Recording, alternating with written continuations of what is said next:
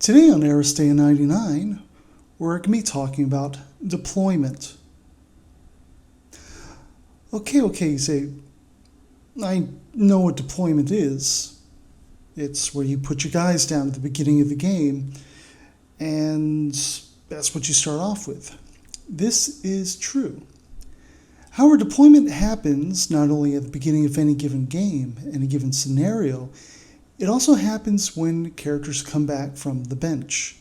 Also, there are some tactics cards that allow you to deploy characters from the bench. So it's actually really one of those things that's worth thinking about because, in my opinion, it's an underutilized tool for beginners. When playing a scenario, the initial deployments will always be specified in the scenario. What is allowed?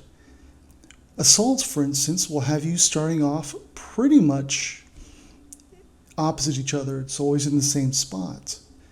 But when you look at a deployment for King of the Hill, you've got a little more option-wise going on.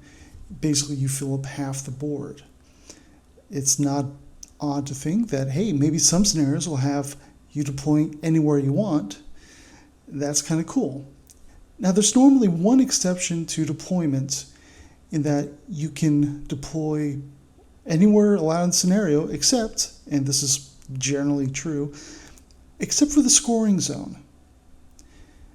So when you are in, say, King of the Hill, you cannot deploy in the scoring zone, which is the center of the map. However, this gives you some strategic opportunities. Now, normally when you're doing your initial setup, sometimes you can choose to deploy inside or adjacent to your deployment zone. And that's a good place when you're starting off to kind of prioritize things. For instance, if you want to get your melee characters into the fight first, giving them just one extra space that they don't have to actually spend movement on is very helpful. So you would want to put them towards the start, the top of that deployment zone. Likewise, if the deployment zone has any sort of barrier, if it has a block space, for instance, or if it has an obstacle, you may want to put a more fragile or ranged character behind there. Just because it gives them a little more cover. You never know when someone's going to do something really sneaky at the beginning of the first round. It is possible, for instance, for Gata to actually clear a lot of that distance. Now, with that being said, when you're using the deployment zones from there on out, it's generally when you're using them to bring a character who came from the infirmary, goes into the bench, and then comes back into play. Now, in many scenarios, you may want to bring them close to the current scoring zone. Nothing wrong with that, perfectly valid, especially with a medium to fast speed character. But what other uses might you be able to do? Well, a ranged character might want to be a respectable distance away, but not all the way across. So, for instance, after you've moved the scoring zone to one of the numbers instead of the center, bringing Major Luna back to the center would give you a chance to actually set up for her shot. And with a reduced energy, she's only going to get one. But what if you want to do something else?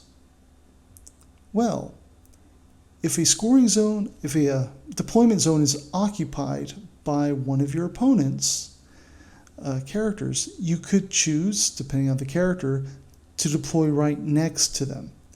And by doing this, you go there, you deploy, maybe you do something while you're there, but basically they're starting off in a hostile situation. They are adjacent to you, so if they want to move, they have to disengage.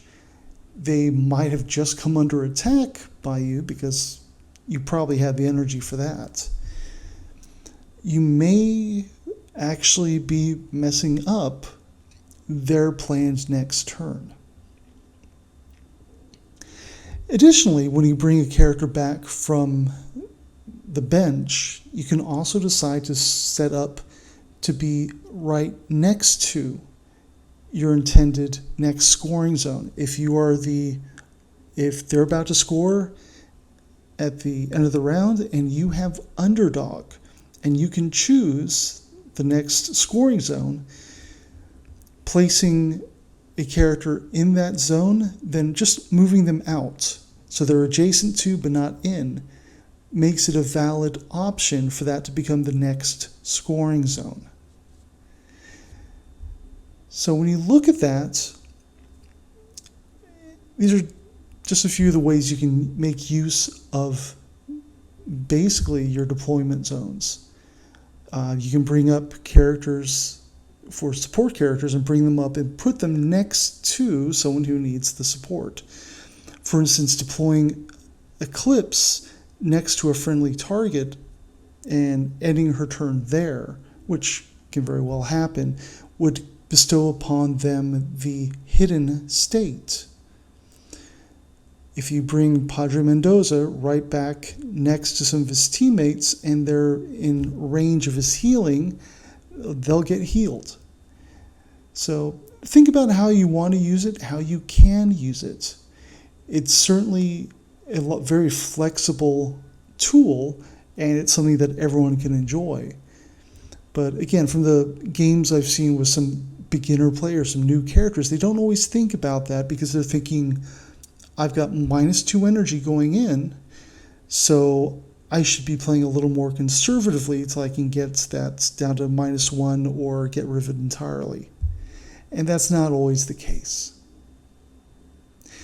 So if you like this video, press like, press subscribe, and leave a comment below. Let us know what you think. Let us know what you'd like to hear about more, and we'll go from there. Thanks for watching. Have a great week.